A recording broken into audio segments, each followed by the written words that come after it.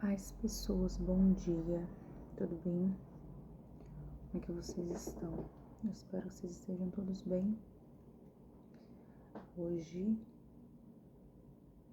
terça-feira, feriado aí para alguns, para outros mais um dia normal. Mas glória por isso, né? Por estarmos aqui, por podermos desfrutar do fôlego de vida. Hoje, seguimos com mais um dia do nosso desafio de leitura bíblica. Hoje, o dia de número 56. Nós passamos aí um final de semana maravilhoso com o nosso acampamento de carnaval. E no dia de número 56, vamos lá de Números, capítulo 12 até o 14. E Marcos 5, do 21 ao 43. Hoje aí vamos de 4 capítulos, colocando aí tudo em dia. Espero que você tenha passado um ótimo carnaval, mas hoje ainda temos mais um dia aí. Aproveita, tá bom? Vamos orar para a gente dar início? Pai, nós queremos agradecer a Ti, meu Deus, por mais esta manhã, por mais este dia que o Senhor nos concedeste. Muito obrigado por tudo, Jesus. Queremos dar graças e celebrar o Teu nome, Senhor, neste dia. Nesse feriado, que nós nos dedicamos a Ti nesse final de semana e continuaremos nos dedicando à nossa família, Pai. E ao final do dia nós estaremos no culto lá celebrando louvores ao Teu nome. Obrigado por tudo, Deus soberano, nós te agradecemos. Em nome de Jesus, amém e amém. Amém? Abra aí em Números, capítulo de número 12. Números 12 vai falar aí sobre algo bem intrigante. Quem disse a você que Moisés também não teve lá seus erros? Tirando lá a história de tocar a pedra, né? Que esses aí eu acho que todo mundo conhece. Mas aqui, hoje a gente vai falar sobre o episódio de uma esposa que ele tirou para si, uma esposa etíope, e aí a sua liderança foi questionada, né? Não que ele fosse um mau líder, mas que todo líder, ele tem que ser referência para as pessoas. E nesse caso aqui, por ele ter tomado para si uma esposa etíope, ele começou a ser questionado, né? A liderança, ela envolve muitos desafios na vida de um líder, seja ele líder cristão ou não. Um líder, ele tem essa obrigatoriedade de trazer confiança, trazer humildade e de ser referência para todos nós. Vamos lá então, né? Então, Números capítulo 12 vai começar assim. Falaram Miriam e Arão contra Moisés por causa da mulher cuxita que tomara, pois tinha tomado a mulher cuxita.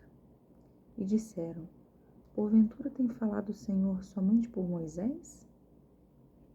Não tem falado também por nós?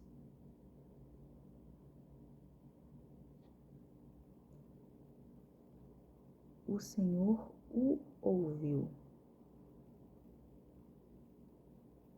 Quem estava falando aqui? Arão e Moisés.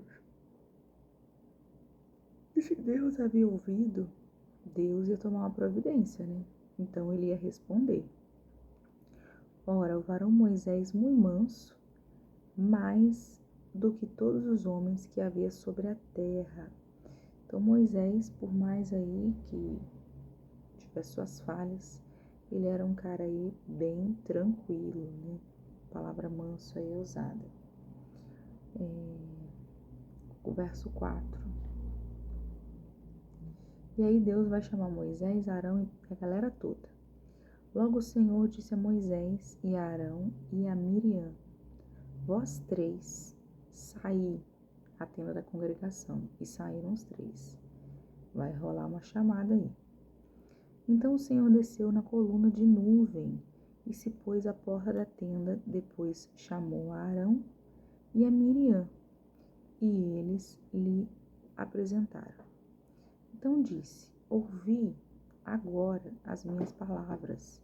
Se entre vós há profeta, eu, o Senhor, em visão a ele, me faço conhecer, ou falo com ele em sonhos. Não é assim como meu servo Moisés, que é fiel em toda a minha casa.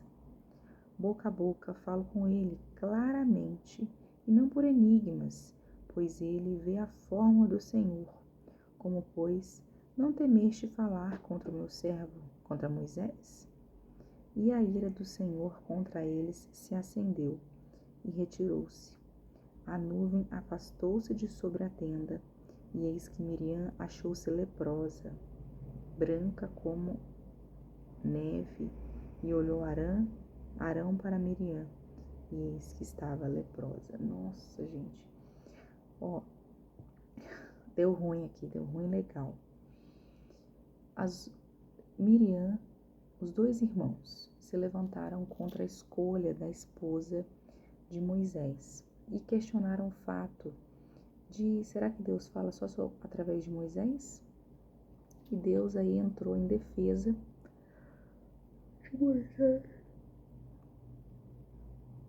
de Moisés, dizendo aí que falo sim diante de outros homens, só que para falar diante de outros homens eu vou falar em meio de enigmas ou de sonhos, mas Moisés, esse cara aqui é meu parça, ele tá tete a tete comigo, então ele é meu servo fiel, não levanta falso contra ele não.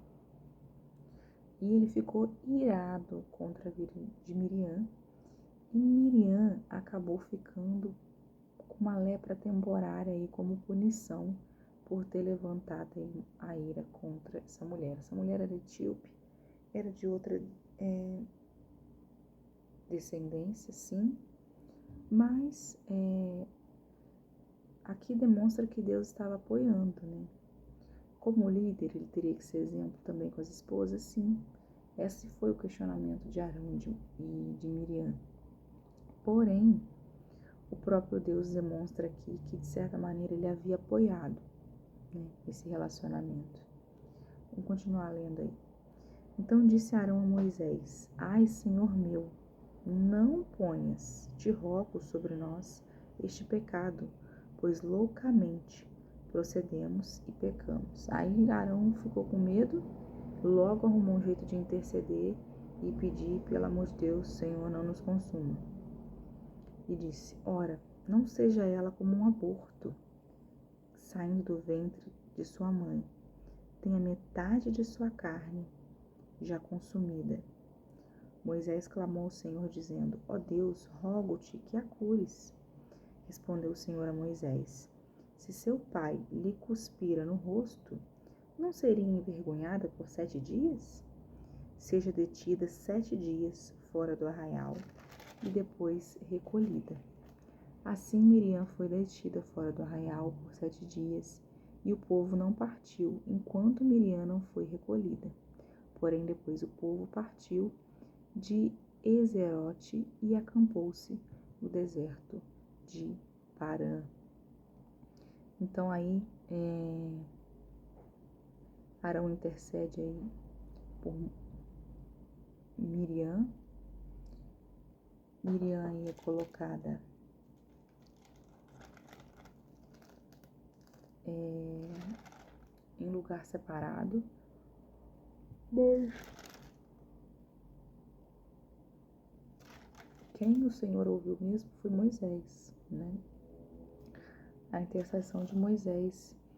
Aí Miriam foi separada dos demais, ficou lá durante 7 dias e depois eles seguiram viagem. Gente, complicado aqui, né?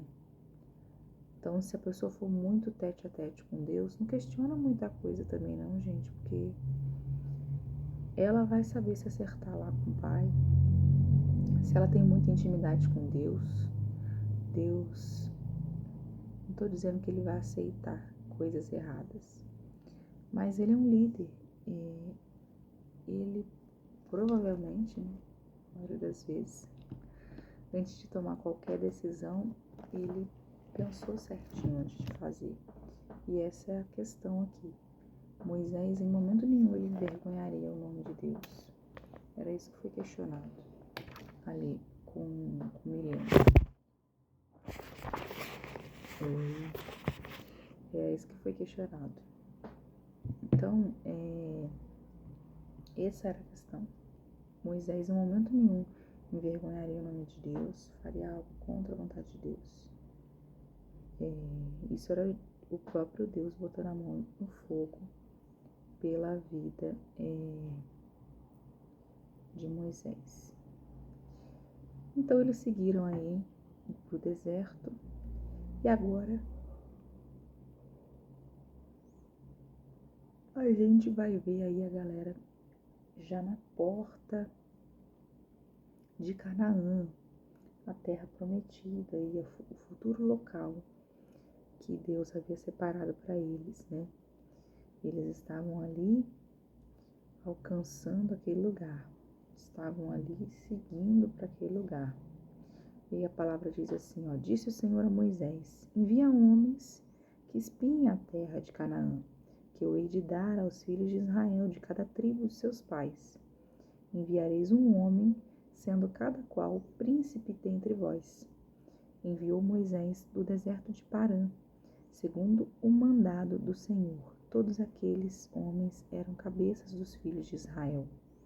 São estes os seus nomes: da tribo de Rubens, Samua, filho de Zacur.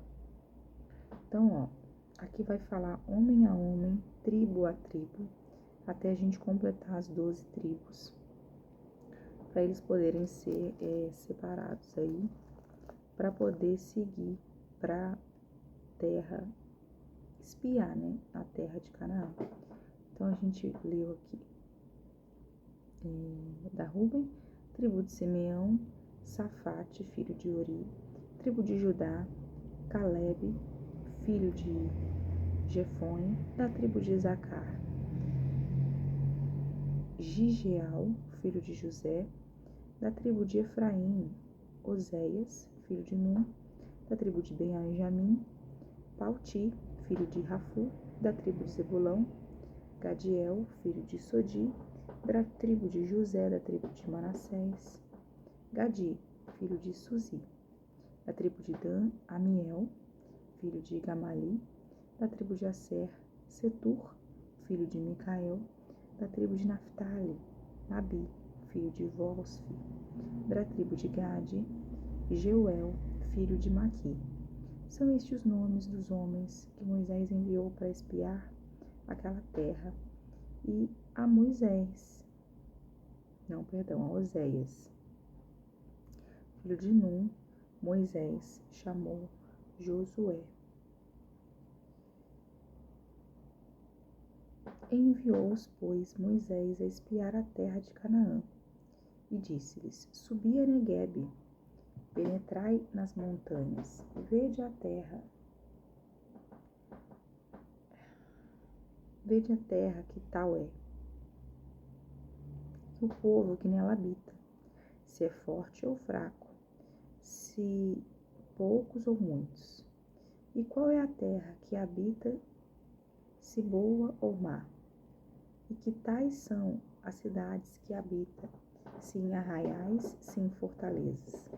Também qual é a terra, se fértil ou estéril, se nela matas ou não. Tende ânimo e trazei do fruto da terra. Eram aqueles dias os dias das primícias das uvas. Então,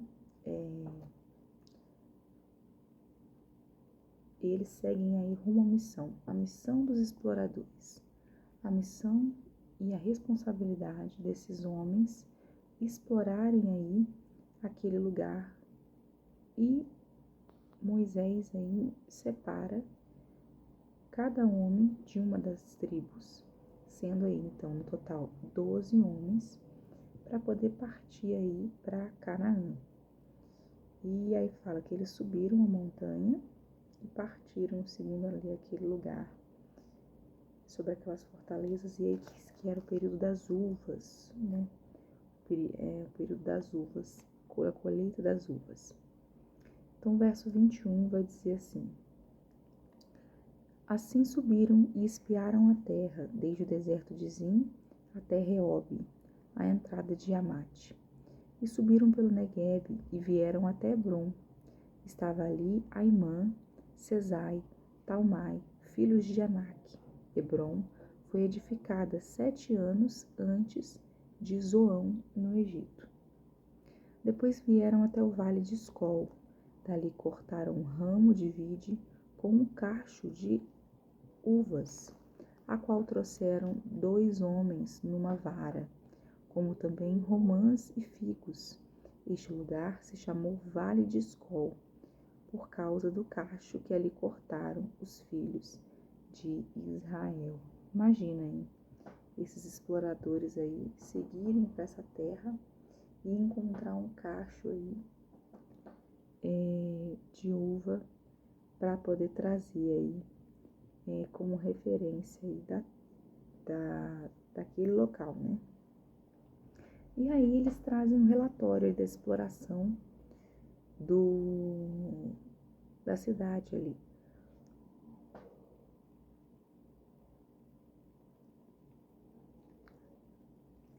Ao cabo de 40 dias, voltaram de espiar a terra, caminharam e enviaram a Moisés e a Arão e a toda a congregação dos filhos de Israel, no deserto de Parã, a Cádiz.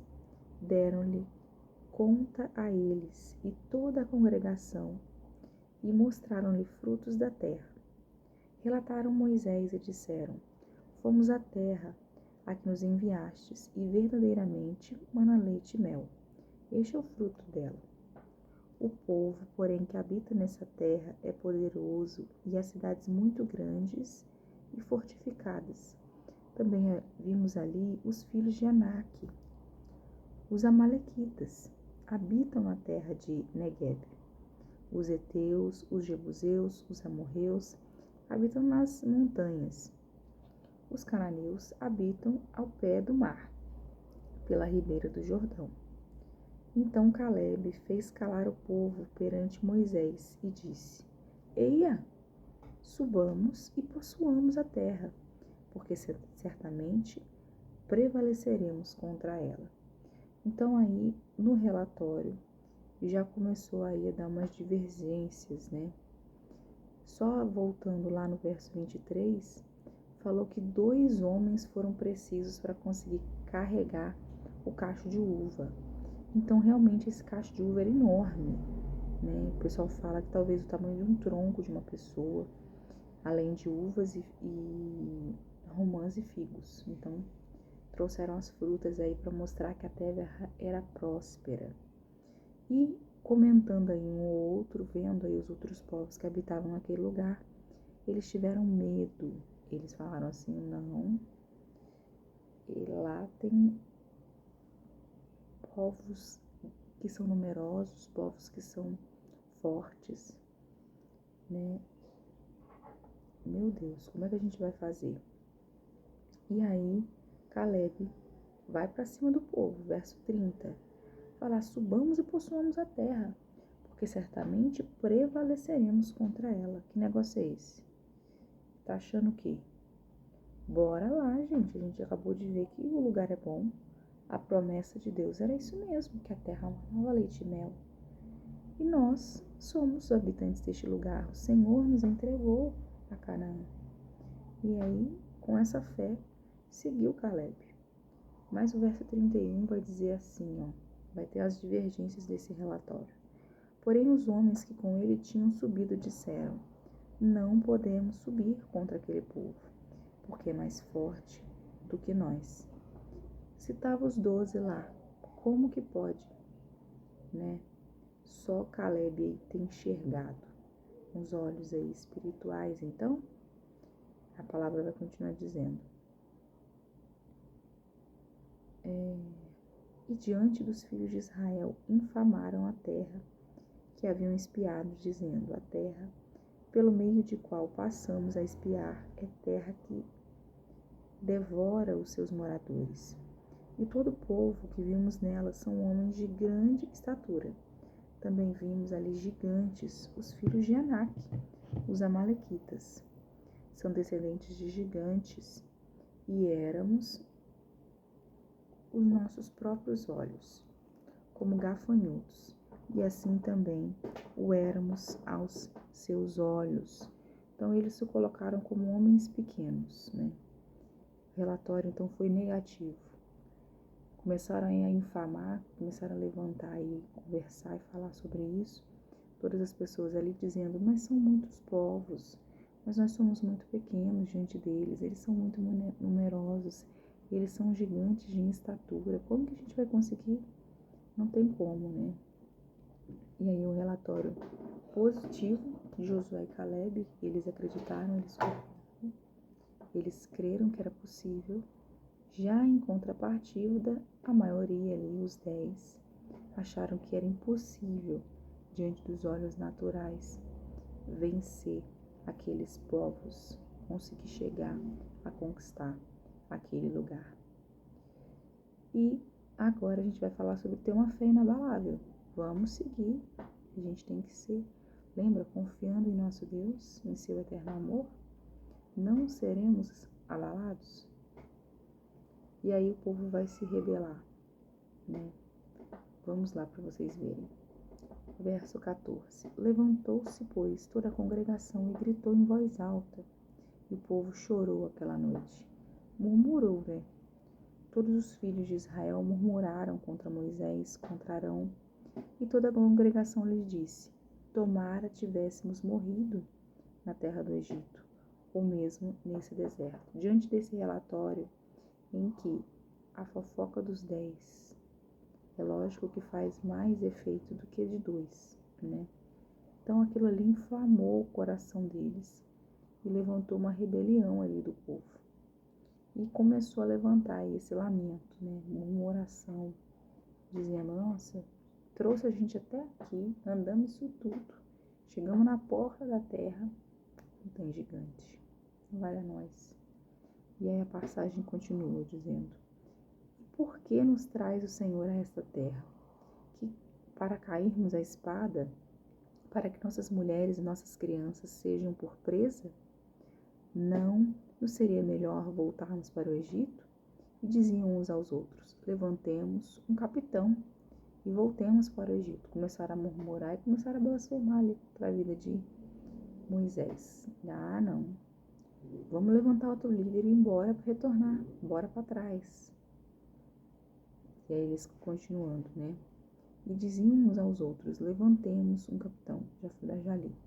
Então Moisés e Arão caíram sobre o seu rosto perante a congregação dos filhos de Israel.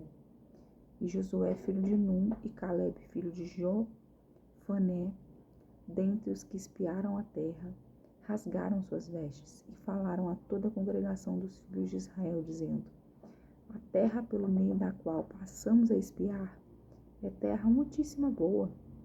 Se o Senhor se agradar de nós, então nos fará entrar nessa terra, e nos dará a terra que mana leite e mel. Tão somente não sejais rebeldes. Contra o Senhor não temais o povo dessa terra. Porquanto, como pão, como pão, os podemos devorar. Retirou-se deles e seu amparo, o Senhor, é conosco. Não o temais. Então aí, diante dessa rebelião, as pessoas começam a se inflamar ali, mas Moisés vai acalmando aí os ânimos da galera e vai intercedendo diante do povo, tentando aí abafar essa vontade aí deles irem embora, né? Mas aí você vai ver que o povo vai ameaçar apedrejar Moisés, tamanha aí a loucura dessa situação. Olha só. Ele disse, não sejais rebeldes contra o Senhor, não temais. Se Deus prometeu, a gente vai conseguir, a gente vai chegar lá. E aí a glória do Senhor vai aparecer diante dos filhos de Israel. E vai dizer, ó, disse o Senhor a Moisés, até quando me provocará esse povo? Até quando não crerá em mim? A desrespeito de todos os sinais que fiz no meio deles, né? Foi muita coisa mesmo.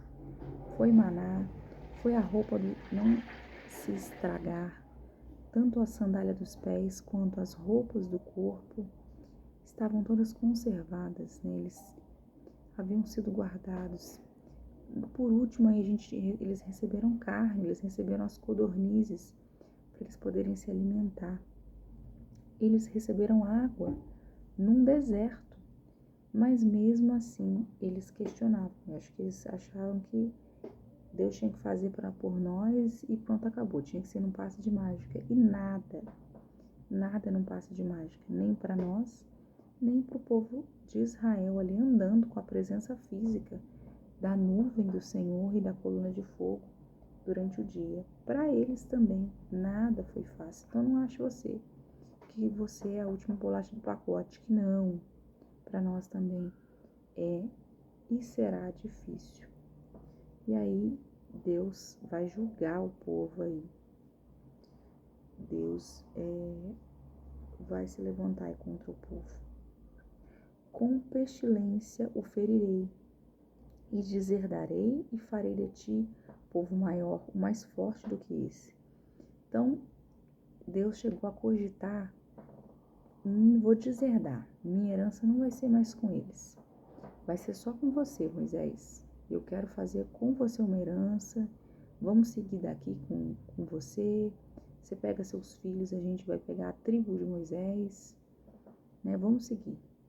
Mas aí Moisés vai interceder a respeito do povo, né? Vai tentar fazer um intermediário aqui, vai dizer assim: respondeu Moisés ao Senhor: os egípcios não somente ouviram que com a tua força fizeste subir este povo do meio deles, mas também o disseram os moradores dessa terra. Ouviram que tu, ó Senhor, estás no meio desse povo. Que face fácil, ó Senhor, lhes aparece. Tua nuvem está sobre eles, e vais adiante deles numa coluna de nuvem de dia e uma coluna de fogo de noite. Se matares este povo como a um só homem, as gentes, pois, que antes ouviram tua fama dirão: não podendo o Senhor fazer entrar este povo na terra, que lhe prometeu com juramento, os matou no deserto. Agora, pois, rogo-te que a força do meu Senhor se engrandeça, como tens falado, dizendo: Senhor é longânimo e grande em misericórdia, que perdoa a iniquidade e a transgressão, ainda que não inocenta o culpado. À vista a iniquidade dos países dos filhos até a terceira e quarta geração. Perdoa, pois, a iniquidade deste povo, segundo a grandeza da tua misericórdia. E como também tens perdoado a este povo, desde a terra do Egito até aqui. Então o Senhor intercede por meio do povo e fala com eles aí, o Senhor. Então Moisés intercede aí por meio do povo e fala com eles através. Falei de novo. Então Moisés intercede por meio do povo, falando diretamente com Deus. E percebe aí o jeito que ele vem a falar com Deus. Ele dá até uma enaltecida, né? Ele fala: Senhor, que história é essa? Você separou a gente saiu lá do Egito. As pessoas conhecem a sua fama, as pessoas sabem que o Senhor fez lá os sinais, as pragas lá no Egito. O que eles vão pensar? Você vai agora fazer aliança só comigo e vai matar os demais? Eles vão falar assim: olha, quando Deus viu que não tinha como entrar no Egito, o que ele pegou e fez? Ele matou os demais, que seria mais fácil, né? Então ele persuadiu. E aí eu sempre falo, né? A intimidade de Moisés com Deus era muita mesmo. a ponto de, em certas circunstâncias em que Deus estava muito irado, ele conseguir, vou colocar entre aspas, né, dobrar, porque ninguém dobra Deus, mas ele podia argumentar. Isso vale para nós também, porque aquele versículo que fala a oração do justo pode muito em seus efeitos. Quando Moisés intercedia diante do povo, muitas das vezes, na maioria das vezes, Deus mudou de opinião, né? Em certas situações em que as pessoas descriam muito, não com as pessoas em si, mas com Moisés, que a gente vai ver lá na frente, sobre a terra de Mara, lá onde ele toca na rocha, a gente vai ver que Deus ficou muito chateado com Moisés. Mas em todos os instantes, quando Moisés intercedia, Deus parava para ouvir. Então não ache você que às vezes você intercedendo, Deus não está ouvindo. Deus está ouvindo sim. Não estou dizendo que, então eu sou justo, então Deus está me ouvindo como justo. Não. É esse versículo que nós lemos agora aqui, o 18 e 19, que vai dizer que a misericórdia deles, de Deus, né? A grandeza, o Senhor é longânimo, grande misericórdia, que perdoa a iniquidade e a transgressão, ainda que não inocente o culpado. Então, por mais que tudo que a gente fez, a consequência vem sobre as nossas vidas, Ele é misericordioso para conosco. Mesmo que nós venhamos a viver aí as consequências dos nossos erros. Ele é misericordioso. Mas você vai viver as consequências dos erros? Você vai colher o que você plantou. Mas em menor proporção. Se fosse para vir mesmo com a cajadada sinistra, não ia sobrar nada para contar a história. O verso 19 ainda fala assim, perdoa, pois, a iniquidade desse povo, segundo a grandeza da tua misericórdia, e como também tens perdoado este povo, desde a terra do Egito. Então Moisés praticamente fala assim, olha, ele já tem feito tanta coisa, e você tem perdoado tanto, perdoa mais essa iniquidade. E aí, o que Deus vai responder? Ele vai dizer, tornou-lhe o Senhor, segundo a tua palavra, eu lhe perdoei. Então, é um texto aqui, assim como Elias, que segundo a palavra dele, lançada, não choveu diante daquele lugar. Segundo a palavra de Moisés, isso aqui é algo novo que eu não sabia. Por causa de Moisés, que Deus perdoou, porque por ele mesmo ele não tinha perdoado. Então, pela intercessão de Moisés pelo povo, o povo foi poupado. E aí, continuando, 21. Porém, tão certo como eu vivo, Deus ainda falando aqui, e como toda a terra se encherá da glória do Senhor, nenhum dos homens que, tendo visto a minha glória e os prodígios que fiz no Egito e no deserto, todavia me puseram à prova já 10 vezes e não obedeceram a minha voz. Nenhum deles verá a terra que com juramento prometi a seus pais. Sim, nenhum daqueles que me desprezaram o verá. Porém o meu servo Calebe, visto que nele houve outro espírito e perseverou em seguir-me, eu o farei entrar à terra que espiou a sua descendência o possuirá. Então, Deus ficou tão irado com a vida aí dos 10 espias que, além de levantar aí uma rebelião, né, uma murmuração aí diante do povo, uma descrença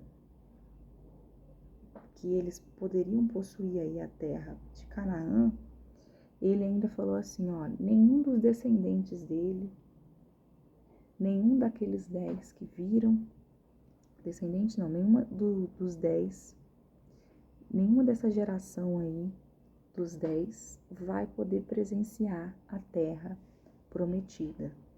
Nenhum deles vai poder possuir.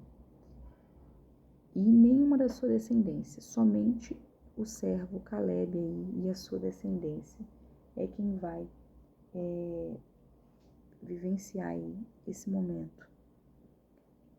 E aí, verso 25. Ora, os amalequitas e os cananeus habitam no vale. Mudai amanhã de rumo e caminhai para o deserto pelo caminho do Mar Vermelho. Então, visto que eles estavam acampados em um lugar, Deus pede aí que eles sigam para outro, rumo aí ao Mar Vermelho. Então, a gente acha às vezes que as coisas não têm consequência, né? E tem. A gente acha não, né? O povo acha. Eu vou falar pra vocês, hein? Ô, galerinha complicada, hein? Pessoalzinho complicado. Descrente aí até a última geração. E você é descendente de Caleb? Ou descendente aí das demais tribos de Israel? Seja descendente de Caleb para que você possa aí possuir as promessas que Deus tem para as nossas vidas. E aí eles viveram a consequência aí do seu descrédito, né? Vamos do 26 aí em diante. Depois disse o Senhor a Moisés e a Arão: até quando sofrerei esta má congregação que murmura contra mim? Tendo ouvido as murmurações que os filhos de Israel proferem contra mim, disse-lhes: por minha vida, diz o Senhor, que vos falaste aos meus ouvidos, assim fareis a vós outros. Neste deserto cairá o vosso cadáver, como também todos os que de vós foram contados, segundo o consenso de 20 anos para cima, os que dentre vós contra mim murmurastes. Não entrareis na terra, a respeito da qual jurei que vos faria habitar nela, salvo Caleb, filho de Jefoné, e Josué, filho de Num. Então, daqueles que estavam lá, né, dos espias, eles não puderam entrar, e fala que os descendentes também de 20 anos para frente, todos eles morreram no... não é que caiu duro de uma hora para outra, né? Mas assim, Deus falou que eles não poderiam habitar na terra de Canaã, né? A terra prometida. Ele realmente ficou bravo, tá? Bora.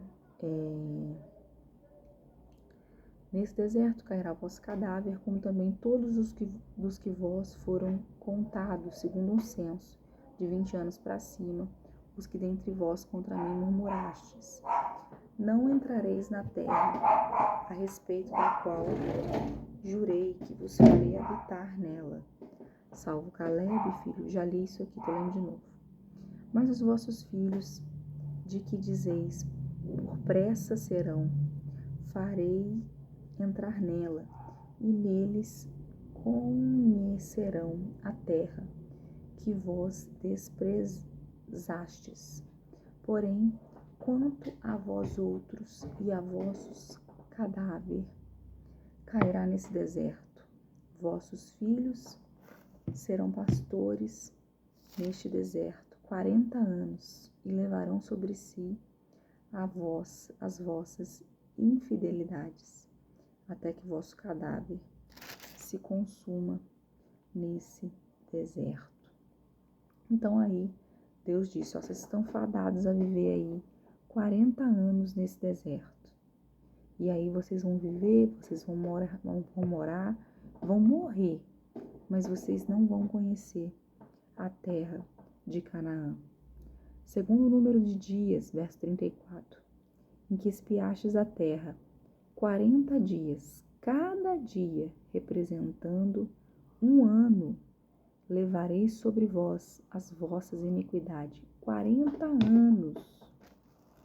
E tereis experiências do meu desagrado. Então ele ficou muito bravo e declarou: ó, 40 anos vocês vão ficar aí para vocês poderem repensar aí essa murmuração de vocês, segundo os dias aí que vocês visitaram a terra de Canaã. Cada dia para que vocês venham pensar. Sabe quando a mãe põe de castigo, fala assim, ó, vai ficar 1 minuto por cada e pela sua idade.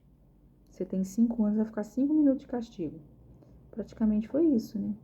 Falou assim, vocês vão ficar aí, no deserto, cada ano, para vocês poderem pensar a respeito das experiências que vocês tiveram comigo e que vocês não creram, vocês não confiaram. Cada ano, vocês aí vão ser consumidos nesse deserto.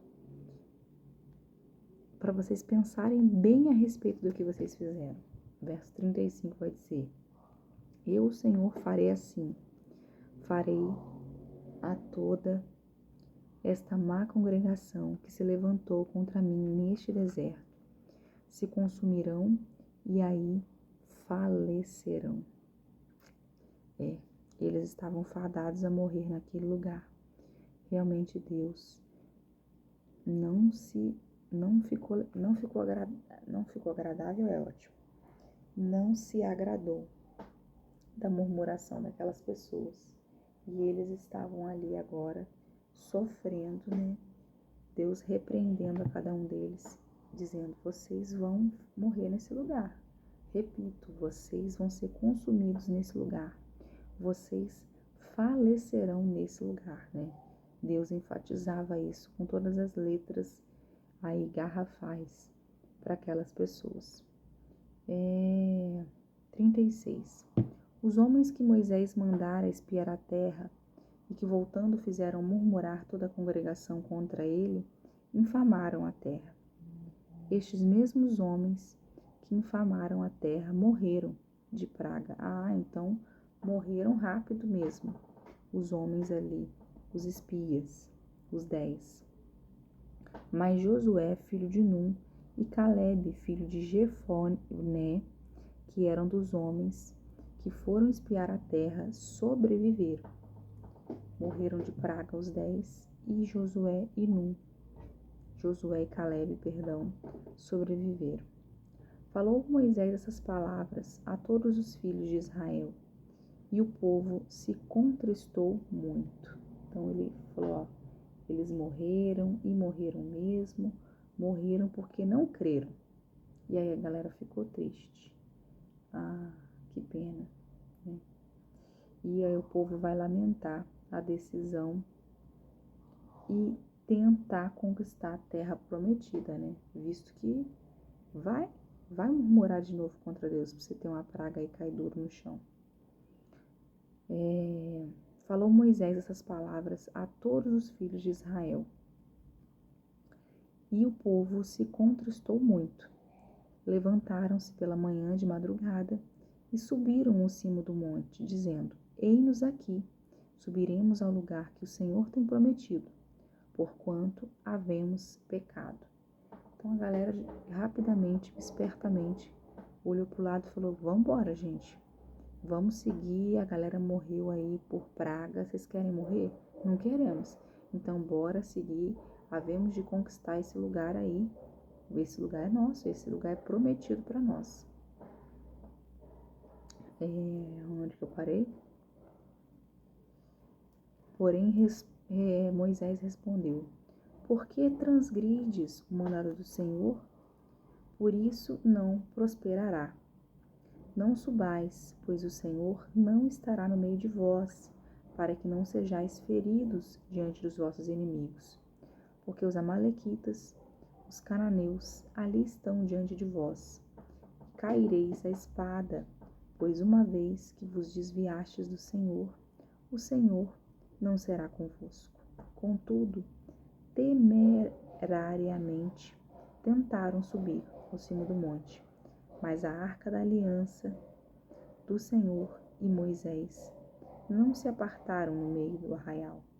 Então desceram os amalequitas e os cananeus que habitavam na montanha e os feriram, derrotando-os até Ormã. Então olha que coisa, né? O Senhor disse que de 20 anos para cima essas pessoas não iam conseguir chegar àquele lugar. E Ele permitiu que eles fossem feridos pelos vossos inimigos. Ele permitiu que os amalequitas e os cananeus pudessem aí derrotar o povo de Israel.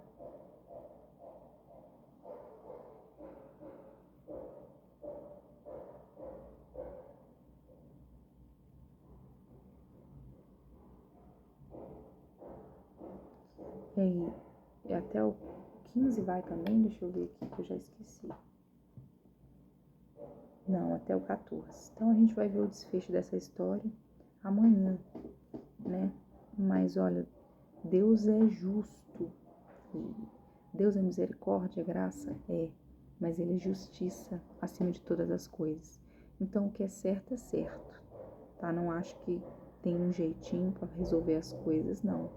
Se você transgrediu, você vai pagar pela sua transgressão. É isso que Deus enfatiza na sua palavra. A linguagem do amor de Deus é a obediência. Eu sempre repito isso, né? Então, obedeçamos tudo que Ele deixou pra gente. Não façamos aquilo que desagrada o coração dEle. Isso é o que o Senhor tem para cada um de nós. Agora, vamos para Marcos. Marcos, capítulo 5, do 21 ao 43. Hoje a gente vai finalizar o evangelho aí, quer dizer, o capítulo aí 5 de Marcos. A gente viu ontem, né, a respeito aí do endemoniado Gerazeno, né, que ele estava possesso, que ele entendeu ali, reconheceu ao Deus Altíssimo, mesmo não sendo alguém ali possesso por outros, que nome que eu dou? Melhor não dar nome nenhum, não.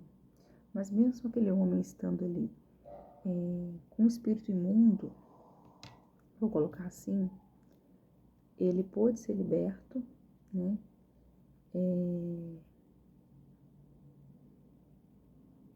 Cadê? Ele pôde ser liberto e a palavra vai dizer que eles foram colocados aí diante dos porcos. Cerca aí de 2.000 porcos desceram de despenhadeiro abaixo e se afogaram. Eu acho que eu não li isso da outra vez, não. Qual foi a reação daquela população? Ao invés... Peraí, rapidinho. Agora li aqui. Então, aquele homem provavelmente era muito conhecido diante das outras pessoas, porque a palavra vai dizer que quando eles viram, além deles perderem os 2.000 porcos, quando eles viram que aquele homem estava liberto, eles realmente viram quem era Deus, né? A palavra vai falar também que esse homem, ele suplicou para poder seguir a Jesus, porém Jesus não permitiu e disse para ele proclamar o evangelho ali naquela cidade de Decápolis, diante daquelas pessoas, falar e levar as boas novas para o Pai. Hoje a gente vai do 21 ao 43, que é a cura da mulher com hemorragia, né? A mulher do fluxo de sangue. A palavra vai dizer assim, ó. Tendo Jesus voltado no barco para o outro lado, afluiu para ele grande multidão. E ele estava junto do mar. Eis que chegou a ele um dos principais da sinagoga, chamado Jairo. E vendo, prostrou-se aos seus pés. E insistentemente lhe suplicou: minha filha está morta. Vem, impõe as mãos sobre ela, para que seja salva e viverá. Jesus foi com ele. Grande multidão seguia, comprimindo. Aconteceu que certa mulher... Então, primeiro, Jairo chega até Jesus e fala assim, olha, minha filha está doente e eu preciso que você salve ela. No caminho em que Jairo estava seguindo com Jesus para encontrar a sua filha, ele encontra aí a mulher do fluxo de sangue, né? 25. Aconteceu que certa mulher que havia 12 anos sofrendo uma hemorragia e muito padecera à mão de vários médicos, tendo despedido tudo quanto possuía, sem contudo nada aproveitar, antes pelo contrário, indo a pior, indo de mal a pior, né? Tendo ouvido a fama de Jesus, vindo por trás dele, por entre a multidão, tocou-lhe a veste. Porque dizia, se eu apenas te tocar as vestes, ficarei curado. Tem a música da Variana Valadão, eu vou colocar para vocês depois. E logo se lhe estancou a hemorragia e sentiu no corpo que está curada do seu flagelo. Então, ela sentiu logo ser curada. Algumas mulheres que têm fluxo sanguíneo, a gente sente quando cessa e quando está descendo. Então, ela pôde pressentir isso no próprio corpo dela. E vai dizer, em 30, Jesus, reconhecendo imediatamente que dele saía poder, repita comigo, poder, viram-se no meio da multidão. Virando-se no meio da multidão, perguntou, quem me tocou nas vestes? Responderam-lhe seus discípulos, vês que a multidão te aperta e dizes, quem me tocou? Então os discípulos falaram, Senhor, que negócio é esse? Cheio de gente aqui, você falando, quem me tocou? Geral tocou você, né? Mas ele é Deus, né? Então ele, porém, olhava ao redor para ver quem fizera isso. Ele procurava quem havia tocado ele. Então a mulher, atemorizada, ela falou, não vai ter jeito.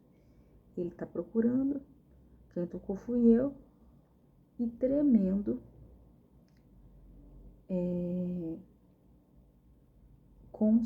com consciência de que nela se operar, ela tinha certeza que ela tinha sido curada, veio, prostrou-se diante dele e declarou-lhe toda a verdade.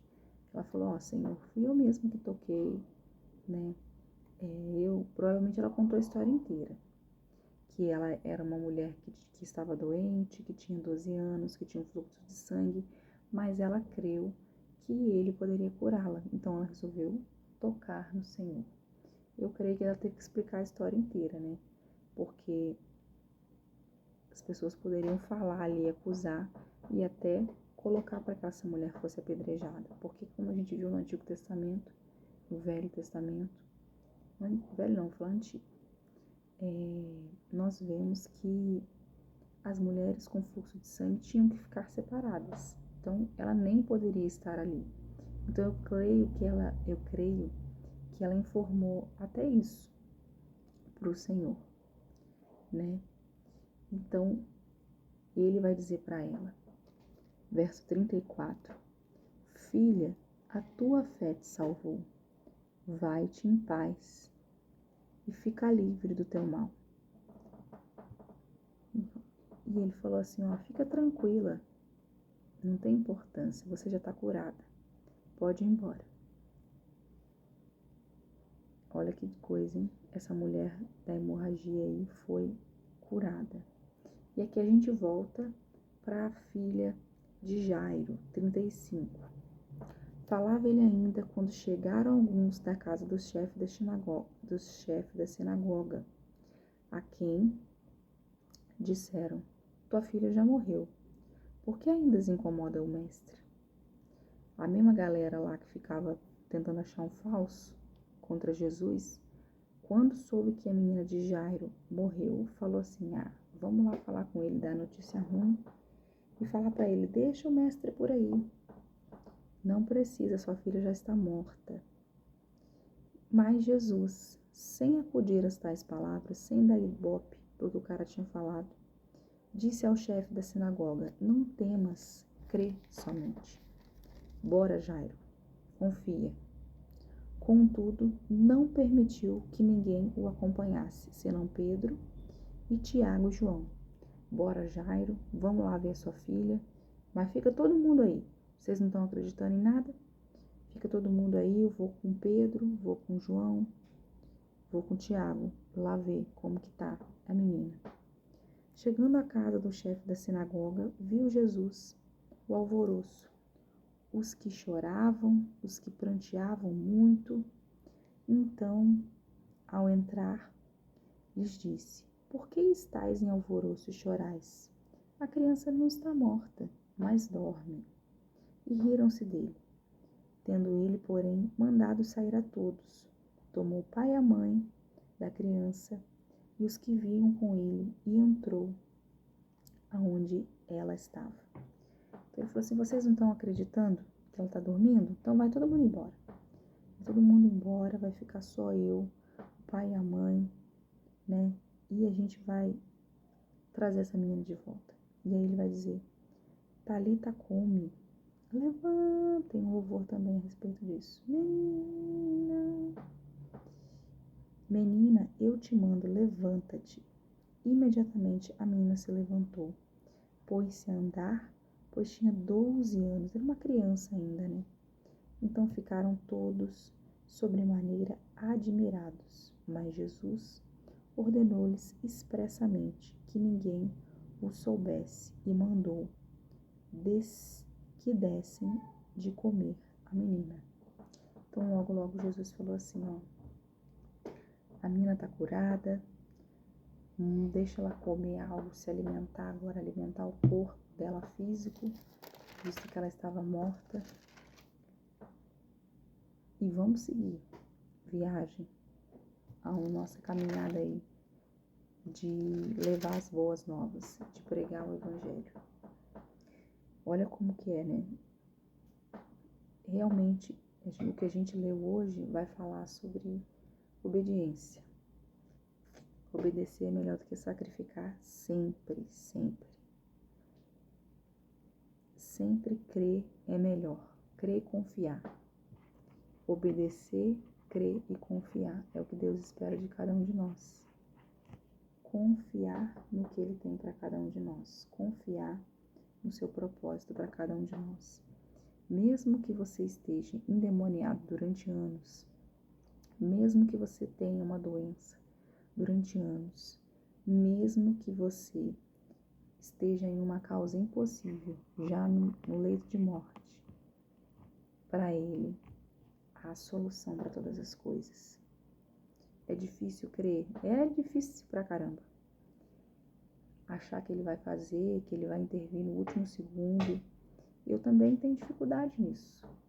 Mas Ele pede para nós crermos, orar, confiar e acreditar. É isso que Ele espera de nós. Depositar na mão dEle os nossos medos e os nossos anseios. Porque Ele vai fazer. Por mais descrente que eu e você possamos ser, creia. Creia. É o que Ele pede para nós nessa manhã.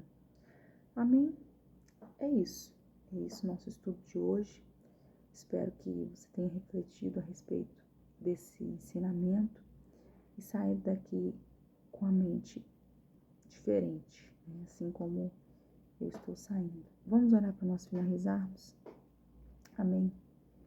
Deus, nós queremos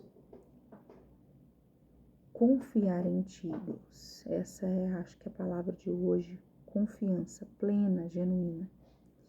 Nós vimos que o povo murmurou e o Senhor não foi com ele, a ponto de deixar uma praga vir sobre eles e ceifar a vida de cada um deles. Que a nossa fé seja aumentada nessa manhã. Que nós não achemos que não tem jeito, porque tem. Tem, foi o Senhor que disse. Que nós temos que confiar. Eu creio que tem. Eu creio que tem jeito. Eu creio que tem uma solução. Eu creio que nós vamos conseguir fazer a Tua vontade. Eu creio que se o Senhor permitiu que até hoje estivessem essas pessoas na Tua casa, é porque o Senhor tem mais para conosco. O Senhor tem mais para com as nossas vidas. Oh Deus, em nome de Jesus, ouve o clamor do meu coração, ouve o clamor do nosso coração. Aumenta mesmo a nossa fé, assim como nós vivenciamos aqui nesses episódios. O Senhor pode libertar o impuro, o Senhor pode, Deus, entrar com a providência para aquele que está no leito de morte. O Senhor pode, Pai, fazer infinitamente mais aquilo que pedimos, pensamos ou imaginamos. Nos ajuda a confiar nesse respeito, Pai. É o que eu oro e eu peço em nome de Jesus. Amém e amém. Graças a Deus. Assim me despeço de vocês. Seguimos aí, finalizando mais um dia. Um excelente dia, feriado para você aí. Em nome de Jesus.